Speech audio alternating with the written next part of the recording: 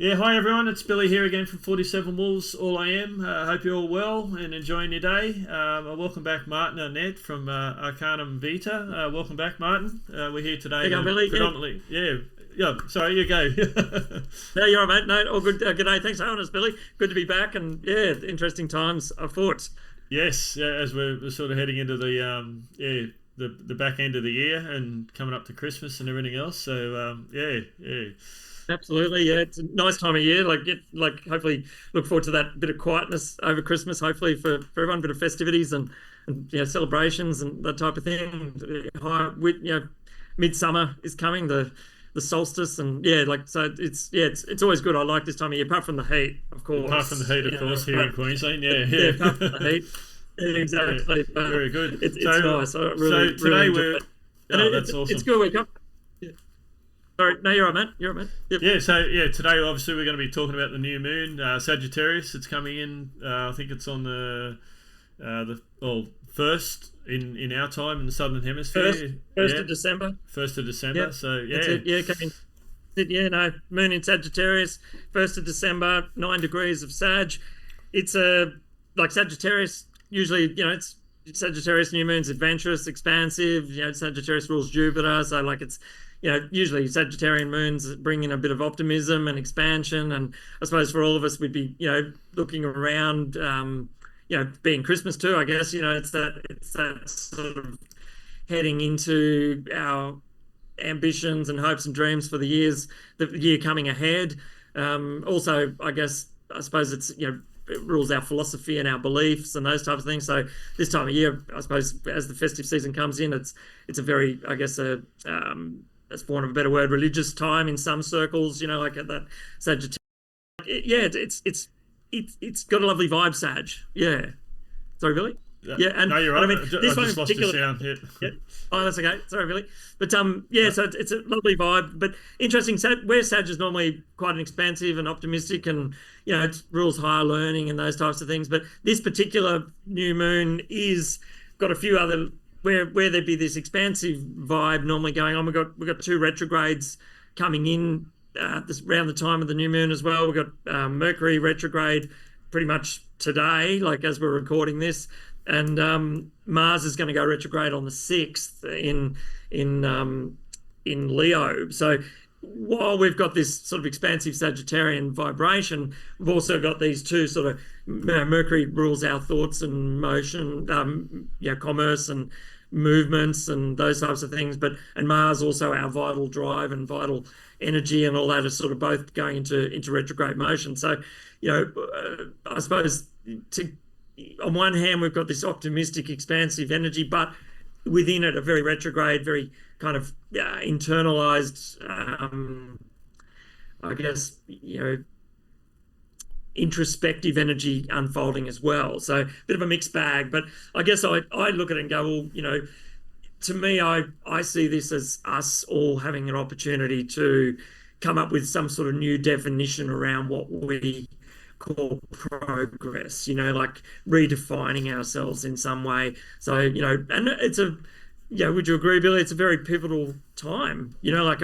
Things are changing rapidly. Oh, rapidly, yes, absolutely, Martin. Yeah. It's the whole year, hasn't it? The whole year we've called it chaotic in previous podcasts. It's just, but within that energy, it has enabled us still to reflect and dive deep within and have a look. And that changes. Some people are a bit adverse to change naturally, but that change always brings in new opportunities and new reflections and like you said, the word expansion. I love that because it does enable us to I think it's for me when you say that it's almost this perfect synergy that we have time and right now or coming up that we're going to be able to look within and in some ways redefine ourselves and look at our truths and our where we're heading and what we stand for and what we want to do. But then you have this expansive energy of the Sag enabling that as well to allow us, once we've done that,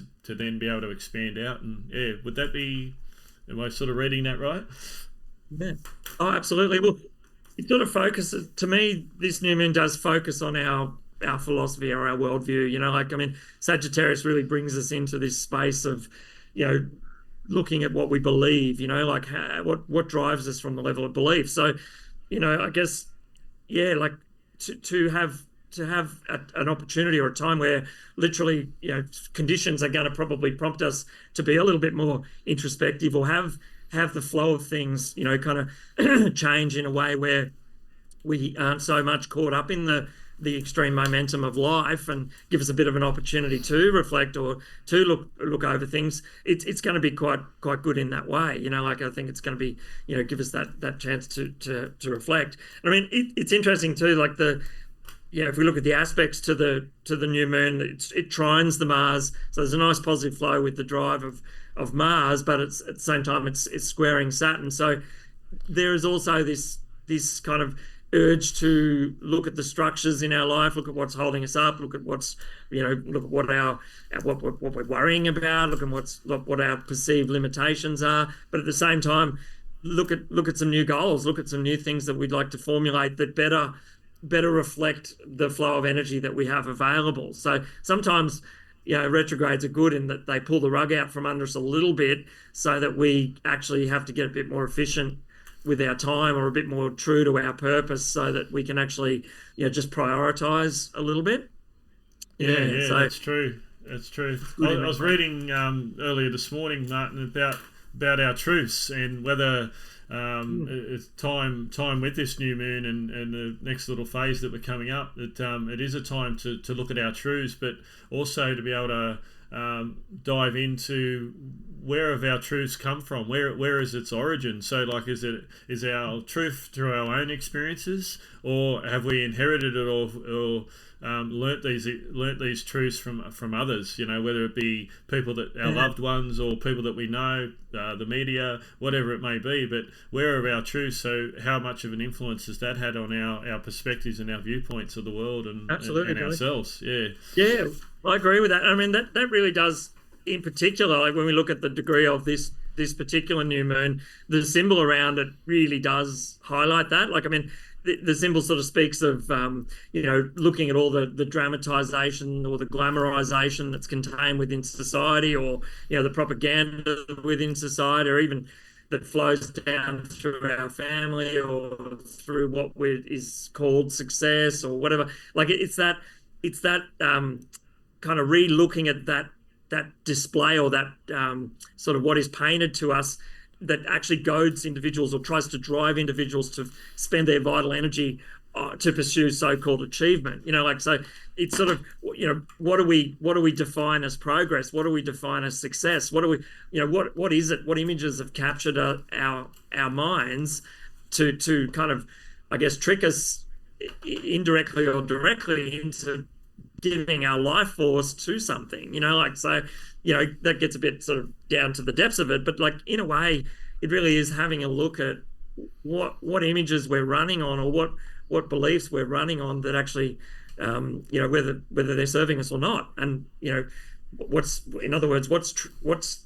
kind of tricking us into using our energy or our life force for whatever so-called achievement that we have. So that's good. I think we need an inspiration. We need something to aspire towards, like, for sure.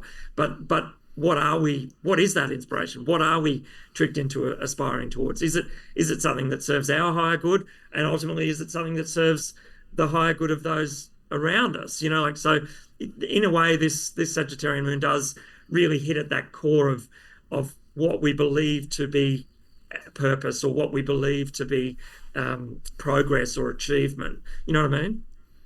Yeah, absolutely. So just with the retrogrades, like, you said the Mercury and the Mars coming up. do they provide similarities, or are you able to sort of elaborate on the differences between, and what sort of separately, what influences they're having on us? Yeah, totally. Well, each like, basically when a planet goes retrograde, the normal energy of that planet, kind of goes into reverse. So literally, like, when we're looking literally at the sky, because of the nature of the circular orbits, a planet moves that way for a while, and then all of a sudden it has to go around a planet for a while. So instead of it moving forward, it appears to be moving backwards in the sky, but it's literally just part of the circular motion of the sky. But when a retrograde takes place, the energy that planet represents takes on a different quality, one that instead of being more expansive or more operative becomes more reflective or more kind of analytical and ruminating and discerning type thing. So for argument's sake, Mercury goes retrograde on the tomorrow, I think it is. Yeah, tomorrow, the 26th of November. So we're recording this on the 25th. So on the 26th, it goes retrograde. So Mercury rules our thoughts and our exchanges, our communication. It is that dominion of mental activity, so to speak, but not only mental activity internally, just our day-to-day interactions, our tasks, our emails, our letters, any exchanges that take place between ourselves and the world around us is a kind of a mercurial operation. So when the energy of Mercury goes retrograde, that sphere of our life or that area of our life doesn't flow the normal way, and we kind of, instead of observing it, we become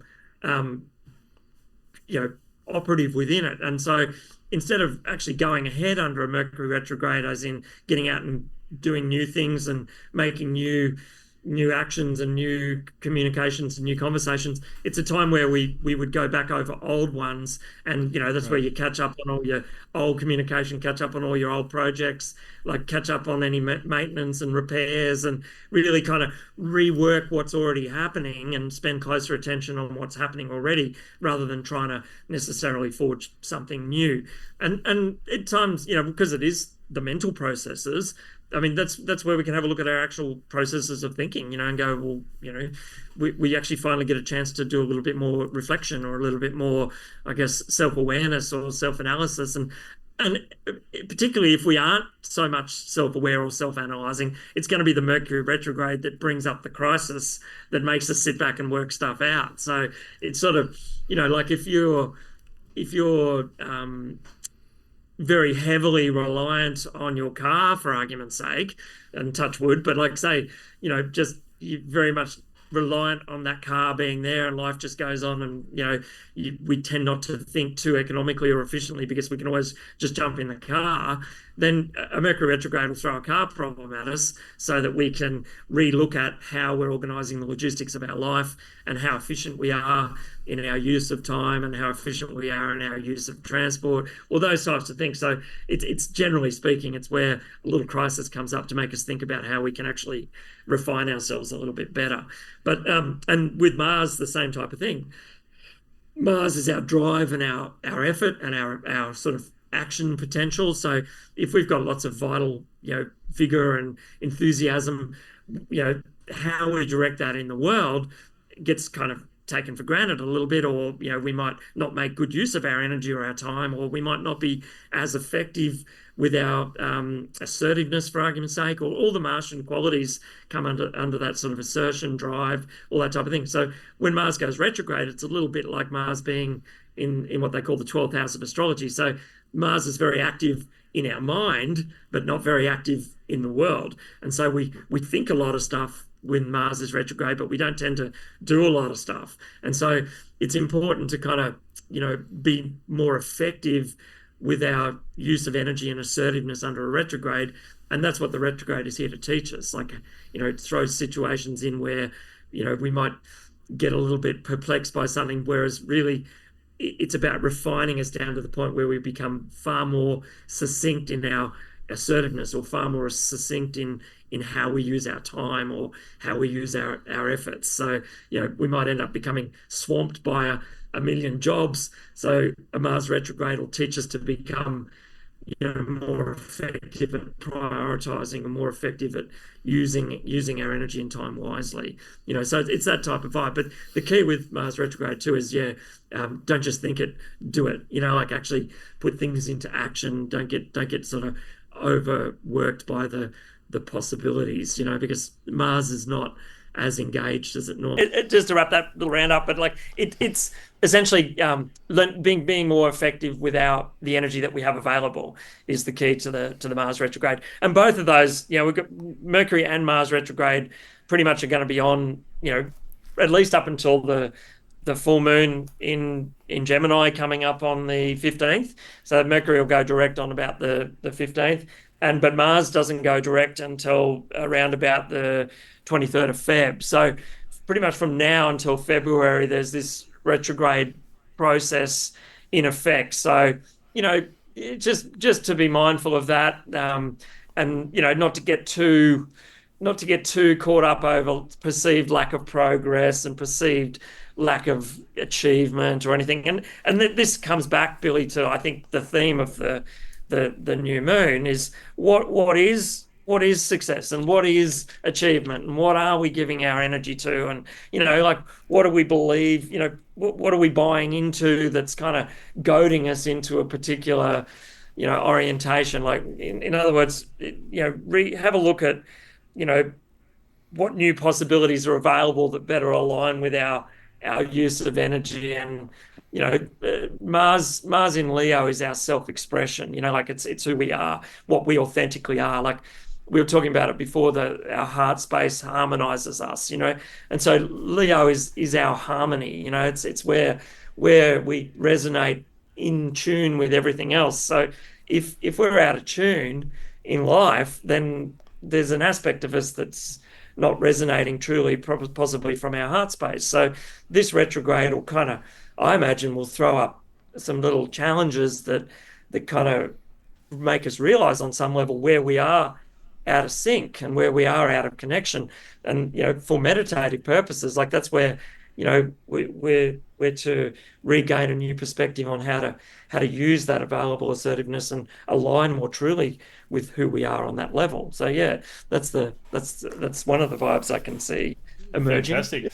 And I love what retrograde brings us, and what you just said there, Martin, was it's an opportunity, isn't it? Like when things go perceived wrong in our life, or things don't go as successfully or go to plan, we can quite often get down on ourselves, or we think, what have we done wrong? And we do have that free will and that mindset, but to not get too disinterested or down on what hasn't happened, and what we can learn from that. There's always learning opportunities, isn't there? That's it. Yeah.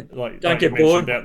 Like you mentioned about the car. Like if you're to use that analogy, if your lifestyle absolutely relies on that car, but suddenly that car is not available for a day or two or something, then you need to rethink where you're going. And it's the same with our energies. We might be going about our day-to-day life a certain way, thinking that's the way, that's what we need to do. But then when that doesn't work, then where do you go? And to have that flexibility and that discernment to, like you say, energetically, if that's not working for me, why isn't it working for me, and how can I move forward, serving myself and the people around me?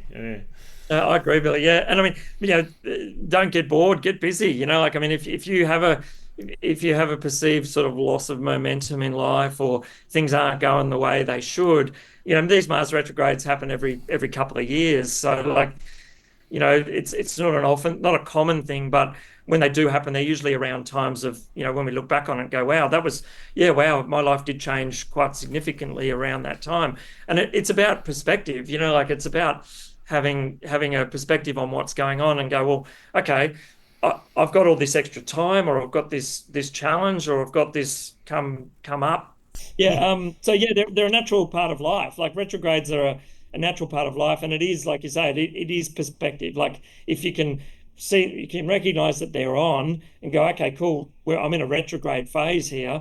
I just need to reprioritize. I need to rework, reimagine, it's all the re's. Retrograde is a re time. So reassert, reconnect, reacquaint, reimagine. Like it's just reorientate. All those types of re words are very applicable under this energy. Whereas if we weren't aware of that, and life wasn't necessarily going where we perceive it to be going, there's room there to be feeling a bit like it's not going on, room there to worry, like, but, and that's the key, I think. If you look at the new moon too, like it is square to Saturn, and Saturn's in Pisces. So like, and with Mars particularly, trining it kind of in a retrograde fashion as well, there's going to be this probably a potential there to worry about things, like, I mean, and I mean, don't worry, to me,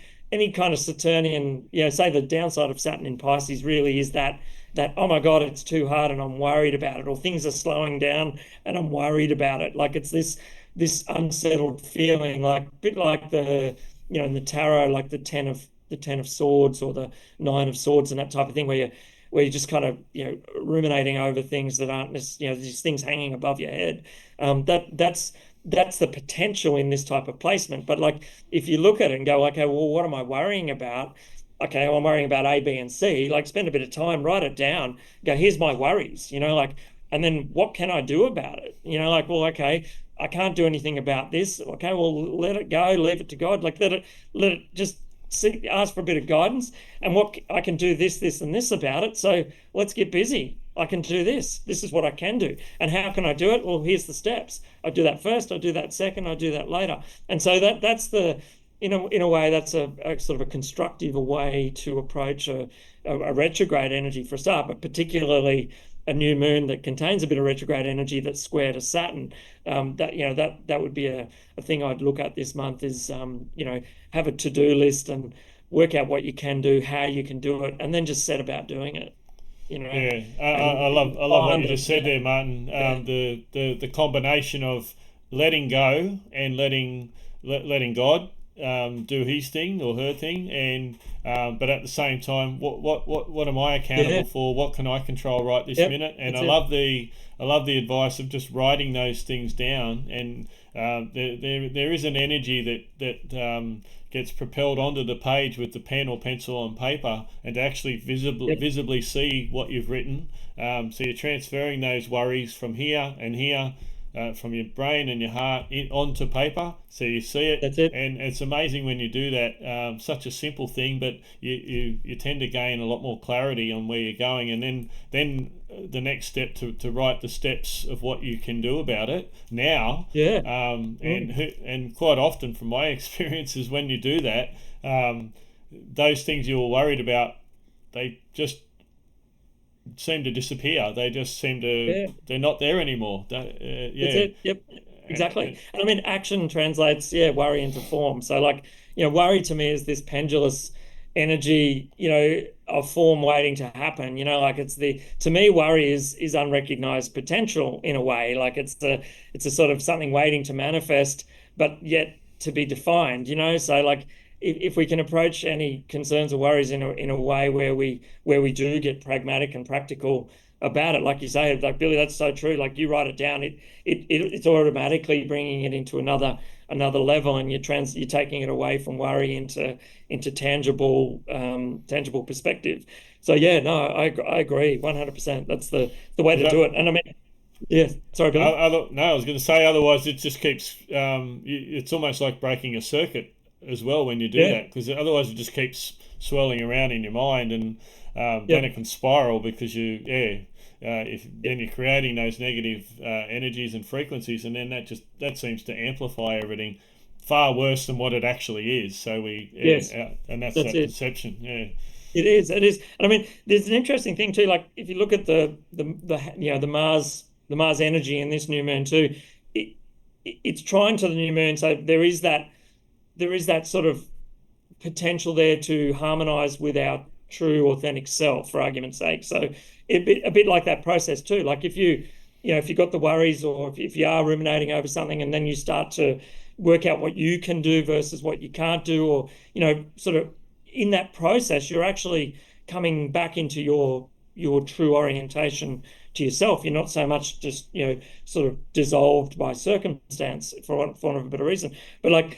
So that process too, it does trine or form a nice flow to what they call the North Node, or the nodal axis, which is how we interface into the world, or the collective consciousness, or that type of thing. and it forms a lovely sort of grand trine to it, actually. So if you look at the possibilities that are contained in overcoming that Saturnian grip from this new moon, it's about sort of opening up to new dimensions, like becoming aware of new possibilities, like the capacity to transcend ourself, like, and I guess to mobilize our creative endeavors, like, but when we say transcend ourself, the it is to look to be able to go beyond our current circumstances, to go beyond our current containment, our current sort of paradigm even. And that's not to be grand at all. It's just to actually say that, like, if we're saying that powerless state of pendulousness of worrying about things, then we're accepting in a way a participation in the way things are. And like and that's kind of robbing our creative capacity, that's robbing ourselves of our creative potential. And I mean, that again comes back to the definition I think that we place on ourselves, getting back to that sort of, promise here to form a new definition of progress or form a new definition of self here, is that if we can allow ourselves to transcend our own perceived limitations through being willing to actively participate in what we can pull off in the face of recognizing what we can't, that in itself is transcending our current state of being. We are transcending the way things are, and offering it up to a creative possibility of the way things could be. And like, so I think that in itself is very mobilizing, and that's very Sagittarian, and that's very sort of expansive, and worldview expanding and all that. But it happens through, rather than just a dump of beneficial good luck, it happens through a process of self-improvement, or a process of self-realization, or a process of introspection, which I think that's a way to look at this moon in that way sure. too. I was writing down earlier this morning about sort of writing intentions, which sort of falls in line with what you've just said. Writing intentions and then feel them materialize. But I've just written here: question any resistance or hesitations that you may have, and how what are you holding back? Because no one else is holding you back. You may be resistant to change, or whatever it may be. What are you resisting? What are you hesitating? What's causing that procrastination? But then don't get stuck in that. Don't stay in that. Like, it's good to it's almost just, for me, energetically, and you're the astrology guy, but energetically, just that perfect swirling combination of inner reflection. But don't get stuck in that. Work out what it is that's holding you back. And I love that empowerment, the terminologies you were using before. Like, we can either get caught up in and just sit back and go, well, that's what the planets are doing, I'm just a leaf in the wind, and I'm just going to have to go where it takes me. Or no, hang on a minute, I have some empowerment here, and I have some say in this, and Absolutely. how I perceive the world, and how I want to move forward. Yeah, how I want to do it, how I want it to look. I mean, there's an interesting piece of energy taking place in this new moon as well. Like, I suppose the big news too is Pluto's just gone into Aquarius. Like, that's a massive paradigm shift, which is fabulous. Like, I mean, we are in a completely new paradigm to stay this time. Like, we've had a bit of dancing back and forward over the last 12 months or so, with Pluto kind of coming in and out of Aquarius, but it's in there now. Like, the times have changed, and coming at the first week, sort of halfway between the new moon and the full moon, Venus actually is in Capricorn presently, and it's going to cross Pluto. It's going to come out of Capricorn into Pluto. So in a way too, there's this real level of process of changing our values, our relationships, what we attract, the way we orientate ourselves to the real world. So, in many ways, we are heading into a very significant kind of paradigm shift, which is going to work us on a number of levels. Like, we've got Mercury and Mars retrograde, but then Venus at the same time is going to go over Pluto. So, there is this shift into a whole new way of, I guess, structuring our world. What we're looking at how, what we value, who we hang out with, the quality, the nature of our relationships, all that type of thing. Like, Mercury retrograde, generally they say kind of either someone comes into your life from the past that you resolve an old relationship with, or a relationship ends or undergoes a transformation of some level. So Venus in Capricorn is going to cross Pluto in Aquarius, so very symbolically the whole paradigm is changing, and who we are and how we relate and all that type of thing. So it's exciting. Like, I mean, the next 2 weeks from the new moon, is in many ways going to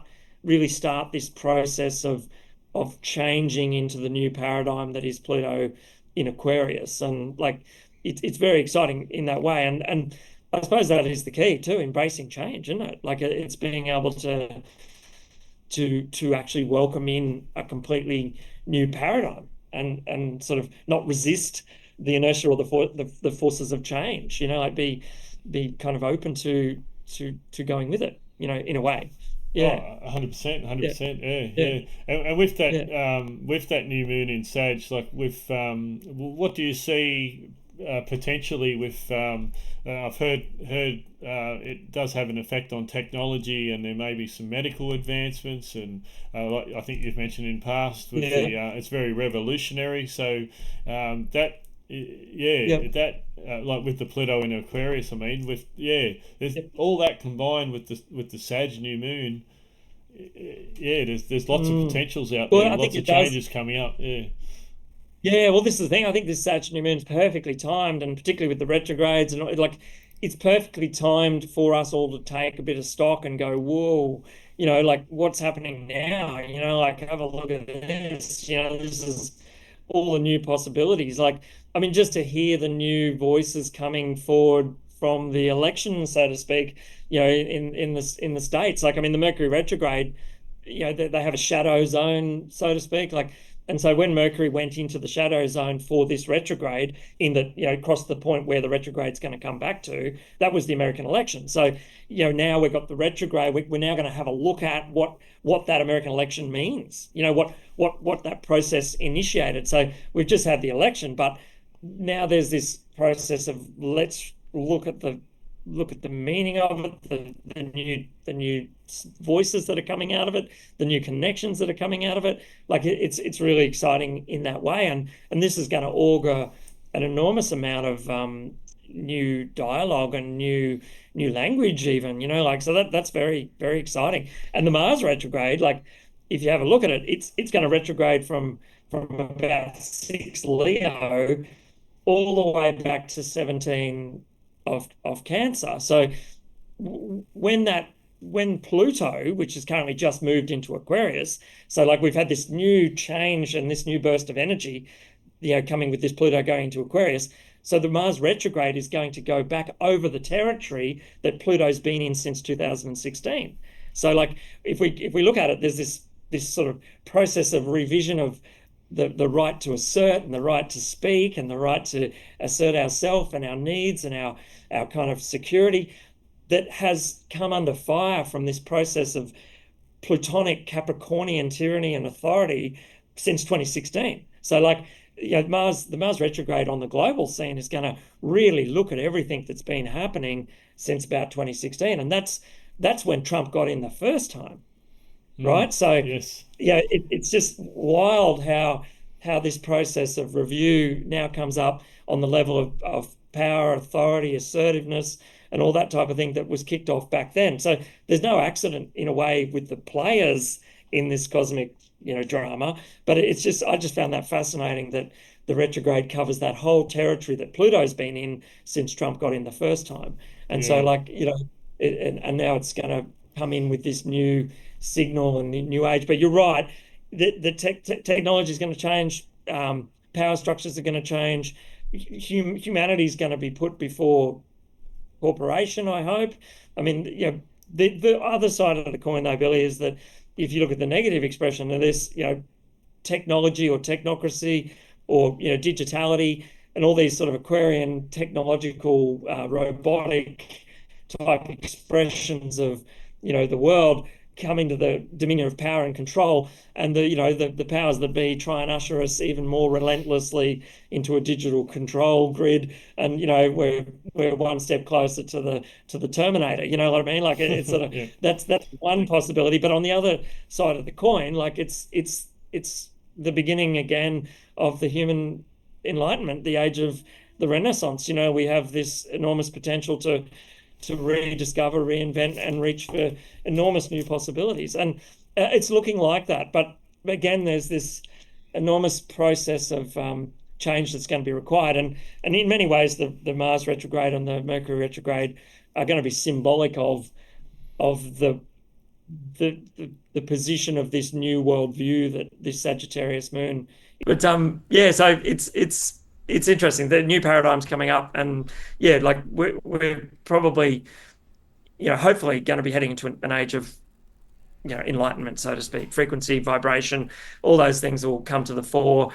Science will take a quantum leap. Hopefully, we might actually have some real advancement rather than just, science being devoted to, gain and, particular interests and things like that. We might actually start to see, the human mind being directed towards more altruistic kind of group evolutionary goals and that type of stuff. So, that's the hope. And, it does take us right back to the last time it was here. And obviously we've evolved, but this is the entrance into Aquarius, where we had the Declaration of Independence, and the time before that the Reformation and the Renaissance, and the time before that was the Magna Carta and the rise of the common law and human rights and things like that. So this is a very human rights focused transit and a human centric transit. So with technology on board now, we might start to become more globally orientated, more globally aware, but not globalist, but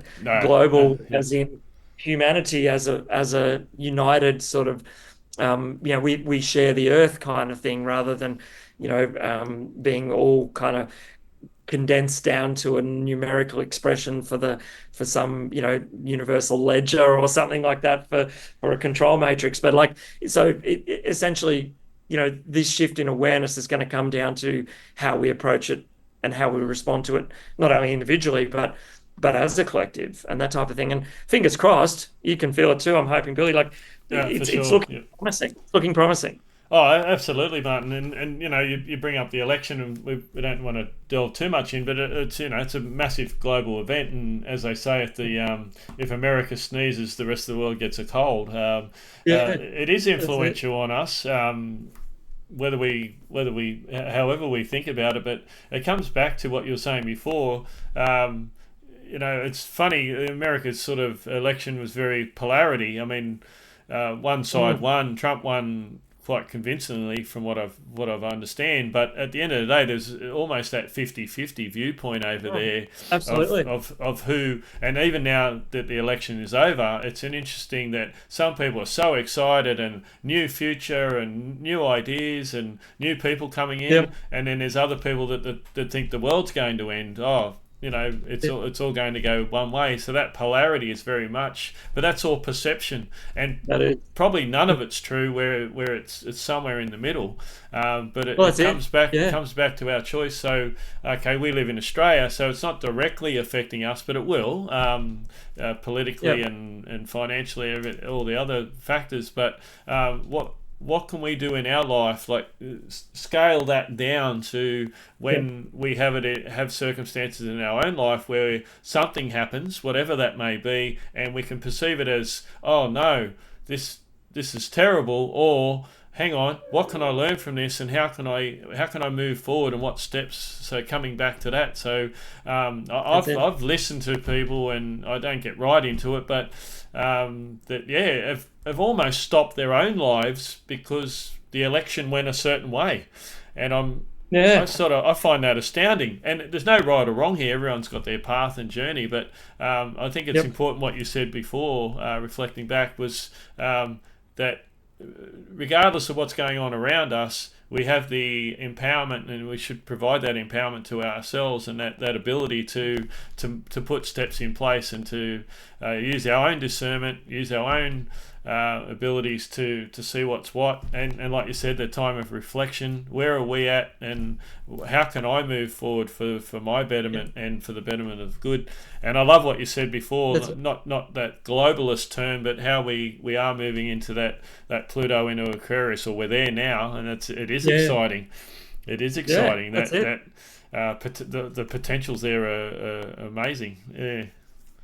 Absolutely. And I mean, just to pick up on what you're saying there too, Billy, about the polarity and that type of thing. Like that is the thing about Aquarian energy. It's polarizing, and I mean that's the thing to watch, I guess, because I think when you look at even the election, like just the fact that there's two parties, or you're either a Trump or a Kamala or whatever, like that's polarizing. To me, it's about like don't focus so much on the players. It's just look at the energy, look at the nature of it. It's about innovation. It's about bringing in a new system. It's about bringing in evolution, advancement, change, those types of things. So one of the downsides of Aquarianism is that it leads to these types of very judgmental, objective points of view, like, so you end up sort of being one or the other, or black or white, or really really kind of on one side or the other, and that's when you see, like, if you look historically, last time Pluto went into Aquarius, it's only 7 or 6 years from now, roughly, at the next square of Saturn, that back in time was the French Revolution. So they actually literally started cutting people's heads off, when Pluto was only a short way into Aquarius. So like, and then we had the rise of Napoleon after that, where everyone sort of unified under this one banner, and let's kill the rest of the world, and because we're right, like, and so there is a tendency in Aquarianism to become extremely polarized against something else. And the trick is the middle path, like it's not about what team you're on versus the other. It's about looking at the polarities that are being presented, like freedom versus corporate tyranny. Okay, well, I'm not going to completely jump in the freedom camp and chop the heads off the corporate tyrants. Why not have a look and go, okay, well, what's the middle ground between those two, and go, well, it's about the freedom to live a full and expressive life as a human, like, rather than finding yourself in one diametrically opposed camp. And I suppose that's the challenge that we're going to face, is that on our level, on our day-to-day level, is not being too polarized against things, and constantly seeking, constantly work towards the middle ground. What is the point of harmony? And I think esoterically, the higher ruler, one of the higher expressions of Uranian energy is Venus, in that it is about harmony. It's about finding that harmonious expression where it doesn't only bring you into harmony, but it seeks recognition that nature has its own harmony within itself. You know what I mean? So absolutely, yeah. So it's that. I think we're in interesting times. Yeah, like it's. I mean, it's a relief. It's a relief for a start to hear some of the voices coming out, affirming this pro-human type of aspiration that's coming forward, which is really promising.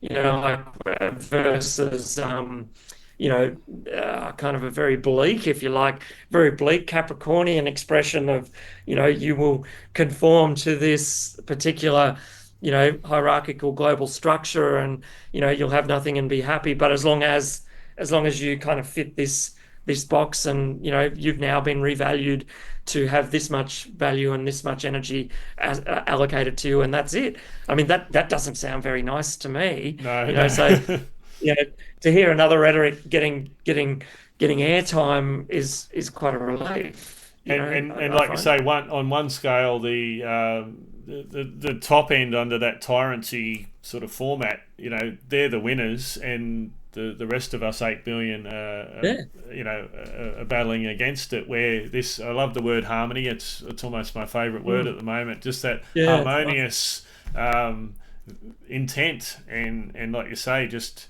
whatever you're doing in your life, however you're thinking, I think we are moving away, and I think we've said this before, Martin. I feel energetically that we are slowly moving away from this us against them sort of mentality that Capricorn brought, that I've since learnt. But the Aquarius, that more harmonious, united sort of, and that doesn't mean we all have to do the same thing, but being able to see someone's viewpoint and go, oh, well, that's interesting. I don't agree with that, but that's all good. Like, we can still harmoniously live together and coexist. And you do your thing, and I'll just focus on mine. Yeah. That's right. Yeah, because it's specialization, group endeavor via specialization. So like the more we are orientated to our own gifts and uniqueness and ability, then the greater self-realization comes where we can offer that to group endeavor. And so like, really our difference is what makes us us. It's our difference that actually makes us a valuable contribution to the whole. And so like that's the ideal. Like in the future we'll have probably highly technologically supported medieval villages. It's really that type of idea where we form together along lines of group endeavor, but within that group endeavor is all these, the blacksmith, the butcher, the candlestick maker, all of them, everyone coming together to form part of that old village. So like it's sort of regressing back towards, not regressing, but moving back towards a revamped form of that, I feel. Like it's, whereas I think the old Capricornian model would like us to all be one global village, but in a hierarchical feudal model, like, whereas, to me, if you take the feudalism out of the village, you've got an Aquarian reality. You know what I mean? So yeah, it's that type of vibe. So fingers crossed we're heading in the right direction, but not before some grading. Sure. I was going to say that, like with the French Revolution and that, we weren't there obviously in those times, but the outcome of that was a lot of positives, but the people that lived in those times would have had to go through some challenges. So it's not all unicorns and rosy coloured glasses. As much as we want to be positive, but if we're prepared for that and we use our discernment and we have that maintain our own inner energy and that heart space and that intent to remain harmonious within and then outside us, I think that's got to put us in a better stead than sinking into the narrative of that side of the polarity. You're right. Yeah. And I mean, even just from this level, like, the full moon, as we enter this new moon, like, like we were saying, it's sort of revising our beliefs and those types of things. But like, the full moon sort of speaks a little bit of an emotional rebirth too. Like it's a full moon in Gemini, but Mercury is stationed, the ruler of Gemini, and it's a very good moon in that it brings blessings into our life. I think there's a blessing coming into our life with this full moon. It's I like the symbol around it.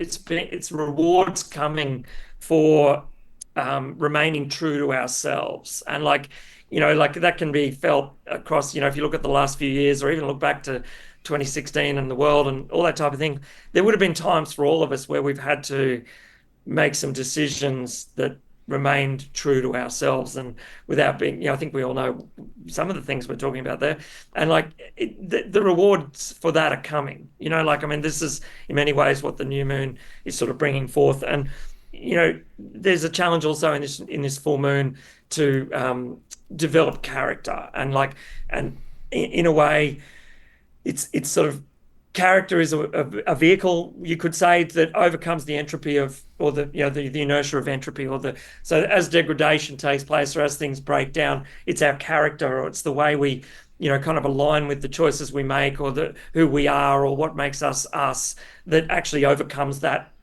inertia to entropy. So like in many ways that stay hopeful, stay connected to your higher good, stay aligned to what it is inside you that made you make those choices, or drove you to make those decisions, because it's starting to come to fruition, it's starting to become relevant, and that's, I think there's these long life processes that we all go through. It's little full moons like this and new moons like this, and processes now that we enter into that really not only crystallize or serve to consolidate those processes that we've been through, but also bring us into new states of awareness around them. So, in whichever area of your life you'll start seeing these things, I think. Yeah, it's my feeling. And it's good. And Martin, energetically, I think, like you say, Pluto moving into Aquarius has and will change how we live, and for in many ways probably that we can't even envisage right now. I love astrology from the perspective that, yes, at the moment, and you please correct me if I'm wrong, the way I'm looking at it is Pluto into Aquarius is almost like this umbrella, this overseer of energy, but within it all the planets are evolving, they're retrograde and moving forward, and they're conjuncting, and all these things are interacting and all these little phases. We move from new moon to, I know there's the parts in between, but new moon to full moon, new moon to full moon, and all these little steps along the way. But overseeing all that has changed, hasn't it? Like that moving from Capricorn to Aquarius is really going to shift how all the underlying or planetary movements are going to affect us, and what we can do with that. Yeah, and like to sort of take what you're saying there too, Billy, like to summarize that down, like Pluto represents for me the animating will force, the driving will. So like it's like, it's not felt obviously, it's not like we go, oh wow, that's a Pluto. You hear Pluto in Aquarius, you see it in the words, you hear it in the actions of people, you see it in people's ambitions, you see it in people's drives. So Pluto in Capricorn, the drive is to dominate or create hierarchy or centralize, or so there's this human, the underlying human will is orientated towards the Capricornian, kind of realization, whereas now the underlying human intent has an Aquarian disposition, so for its goods and bads too, mind you, there's both sides of the coin, but that fundamental level of human will to endeavor is what is changed, and that's fabulous. It's fabulous because we could probably all agree. I mean, even though Aquarius traditionally is ruled by Saturn, which so is Capricorn, but Capricorn is quite quite materializing, quite, it's the top down, so it's, in its highest form, it's heavenly principle, but like in its lowest form, it's manifest, earth.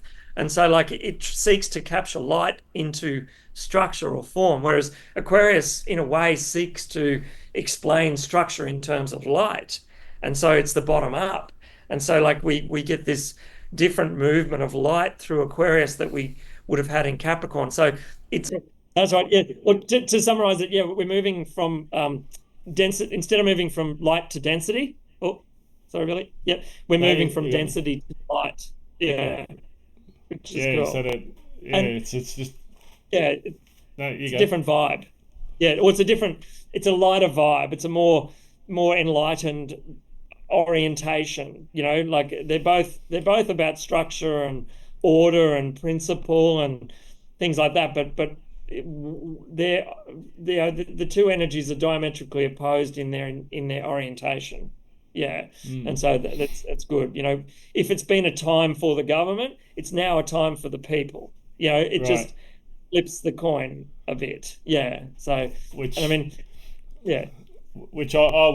would say is a positive for sure. It's and like you say, there's both sides of the coin, so that, it's not going to be smooth sailing as such, because there's always that's the way the planet Earth seems to work with polarities and duality. Yeah, that's right. Exactly. Yeah, and to really to pull it to feel Pluto, you feel it. You look at where things come from. Like if someone says something, you think back and you listen to what's being said, and if you track it back to its roots, it's an Aquarian essence. Things are going to start arriving from, creativity or manifestation is going to come from an Aquarian place now rather than a Capricornian place.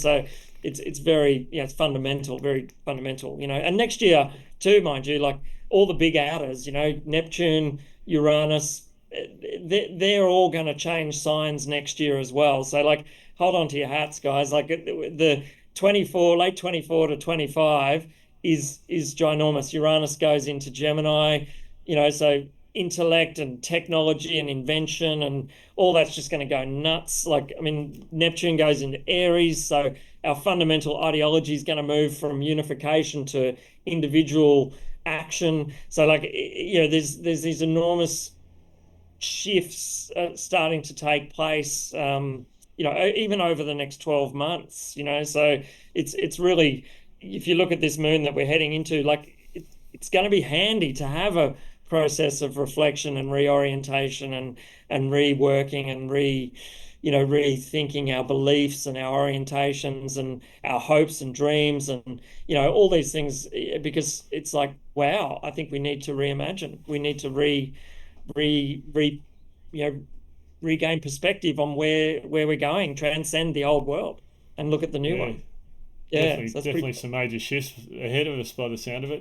And that it's that brings us back to that emphasis on self-assessment, self-reflection, to be able to get our house in order, so to speak, so then we can move forward with a lot more harmonious intent and a lot more centered, so we're not one way or the other, and we can not still ride the wave with all these shifts and be adaptable and flexible and everything else, but not and that letting go of any rigidness or old truths, if they're not serving us, that's really going to be beneficial to each of us individually, but also as a collective. Like just even the structures of society, like the normal ways of doing things, like the 9 to 5 job, or the work till you're 65, or the idea of career, or whatever, all those sort of traditional structural Capricornian almost, kind of ideas coming into Aquarius. These are the things that are going to be looked at. Like, I mean, we've got technology now, we've got Wi-Fi now, we've got all these new Aquarian, kind of innovations. Like, how should life look? How does it have to be? It's not saying we have to change everything from the ground up, but it's really, there's a cosmosis taking place. Like it's really, things are shifting and changing because there's new conditions and there's new possibilities and there's new ways of doing things. So it's sort of, that's where the Pluto in Aquarius sort of zeitgeist is going to be, driven from, is like, well, wow, we don't have to really look at things like that anymore. And here's a new way of seeing things, or here's a new way of embodying our purpose, or all those types of stuff. So I think that's very exciting in that way as well. Oh, that's exactly right. And looking at circumstances, we think back to 3 or 4 years ago with COVID. What changes that brought about as far as people having Zoom meetings and online meetings, not working from home, going out into business for themselves and doing and following their heart, because it made people, whilst some people had that lockdown and that sit-at-home time, it gave them time to reflect. Is what's working for me, what's not. So I know so many people, and you probably do too, Martin, that have reevaluated during the last 3 or 4 years, and that seems to be almost a springboard for what lies ahead from what you've just said, of the world moving forward. We don't have to do things the old way, because that's not going to work. It probably wasn't working anyway for most of us, but that's right. Yeah, exactly. Yeah, but I think the technology is going to be supporting that as well, like you say. Yeah, I agree. Yeah, I agree. And I mean, I think that's that full moon message of, like, a blessing or a sort of a reward for the efforts we've put in, or the choices we've made over the last few years, even, is just that sculpting process of that final expression of Capricorn in many ways is, setting us all individually up to our own particular orientation moving forward. And, even sort of unconsciously at this stage, but forming new human connections and new human priorities and new human, sort of ways of going about things and ways of seeing how, what life is all about. Like, I mean, there's a lot of, like, let's just say there's been a lot of trauma inflicted upon the collective over the last, number of years by the Capricornian model, let's say. And, but on the flip side, that the healing that's taking place from that is forming this subterranean humanity that's about to emerge. Like, I mean, it's sort of, it's that recognition of the real principle of humanity that was sort of realized in the face of sort of some fairly extreme polarities. You know what I mean? So. And I think that's encouraging, like, and because you talk to a lot of people now that may have been on one side or another of that experience, and there's some fairly profound awarenesses that have grown out of that experience around what's right use of power, what's the right use of orientation to life and humanity, and all those types of things. So in many ways, we're yet to now start realizing the potential that was created through probably some of the more harsher times of our living memory. But the good news is it's starting to come through, and that's really good. Really good. I'm sort of just picturing what you're saying before, Martin, with the density, the enlightenment into density, and we've sort of almost come to the pointy end, if you like, and then that seemed to, as we can probably all testify, the last number of years has really amplified and really made that more evident. But that's created that opportunity for transition. So the next few years we may still have that, we may be still enwrapped in some of that energy as we're moving away, but that triangle is a beautiful picture of enlightenment. We're sort of down the pointy end, but as we move away from that and further into enlightenment, I'm excited for where it's all heading, because it's you're right, because the more as it reaches the pinnacle, the new pinnacles begins from there. So like it's that idea that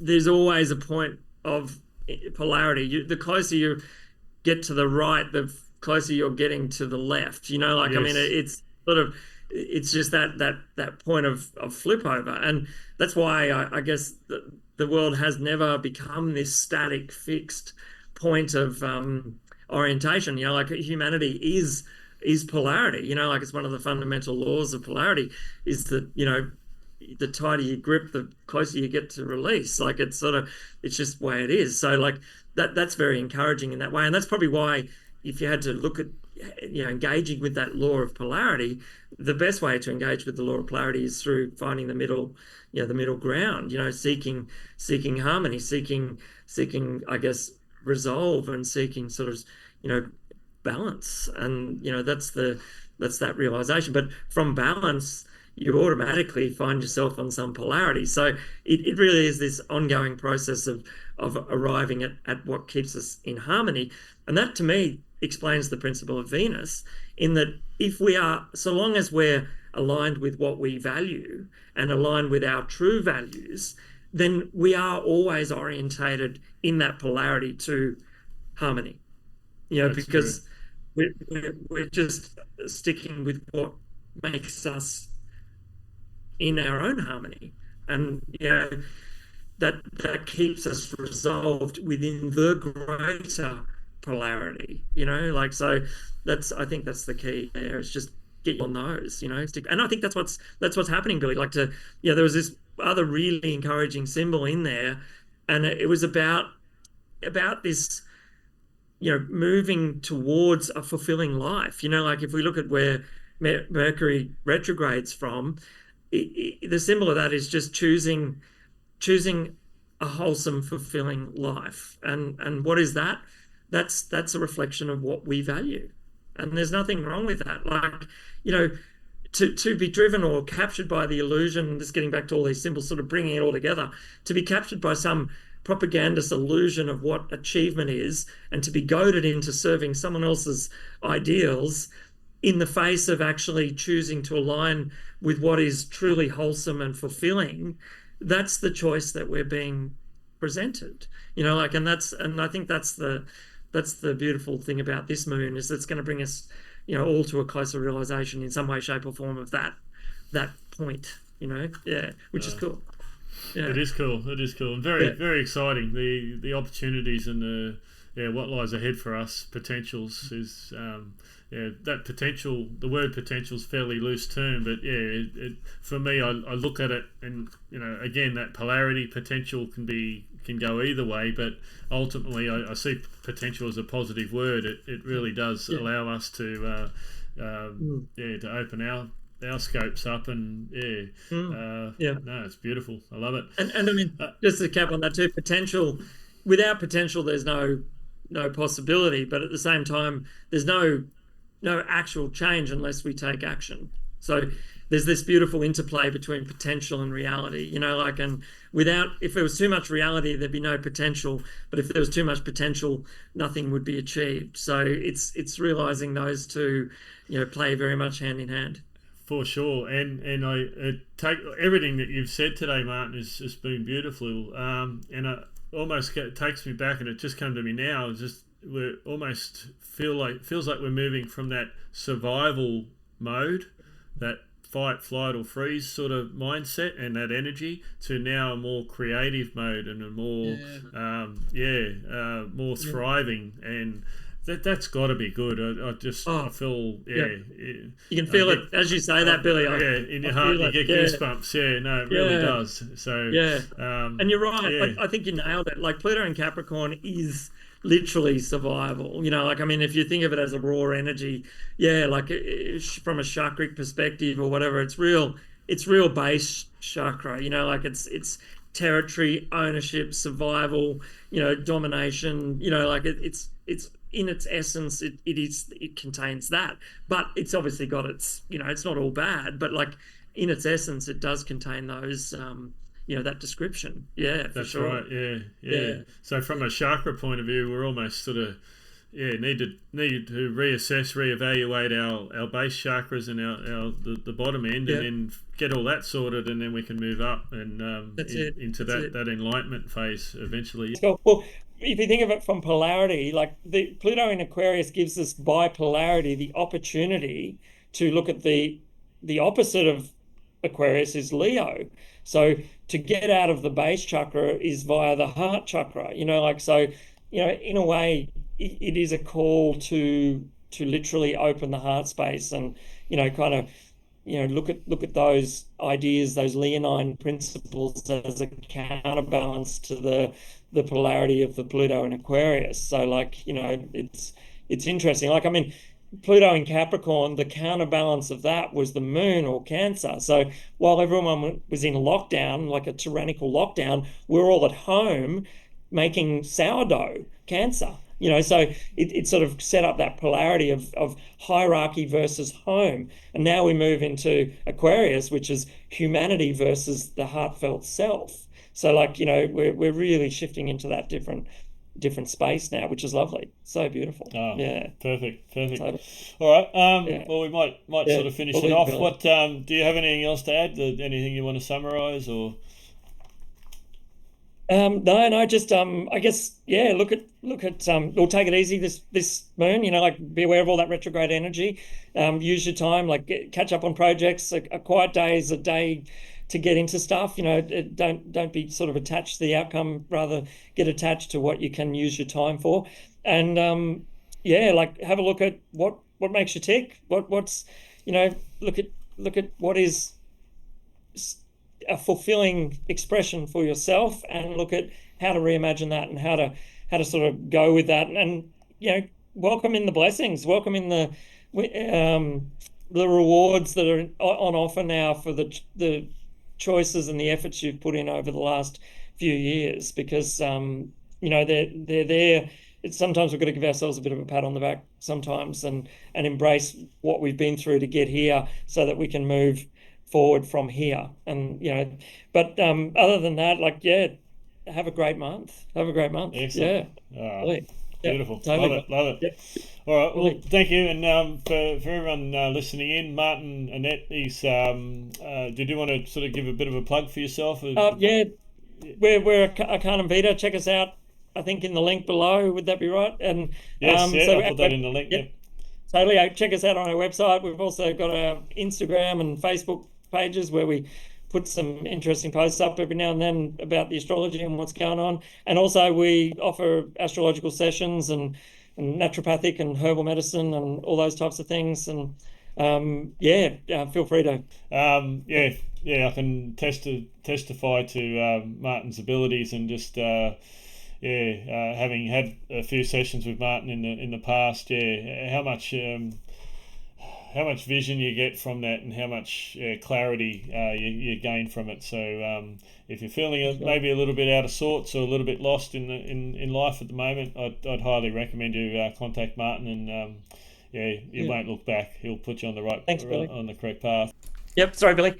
For those that haven't had astrology before, the way we approach astrology, or the way I approach astrology, is more from self-awareness and self-knowledge, and developing an understanding of your own nature, and I guess probably from a soul perspective too, just looking at greater self-understanding. And with self-understanding, we can not only understand how we approach situations, but if we then extend that into the energetics that are at work in life, and see it as a process that we're in, we can be far more empowered in that, I feel. And that's how I like to approach it. It's not so much a predictive thing of like, next Tuesday this is going to happen. It's more just it's temek noske, know thyself. Yeah.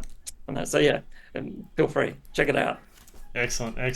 All right. Well, thank you so much, Martin, once again. It's been a wonderful chat. I'll edit this, but we've had some technical stuff go on, but that's life. I think it's the energy, Billy. It's a Pluto and Aquarius. That's it. Excellent. All right. Well, thanks so much, Martin. I hope you enjoy your day. To everyone listening, you enjoy yourself, and hope you enjoy the chat. So thanks again, excellent, Martin, for everything you do. Yeah, thanks for having us, Billy, and appreciate what you do too, man. Take care. Excellent. All right.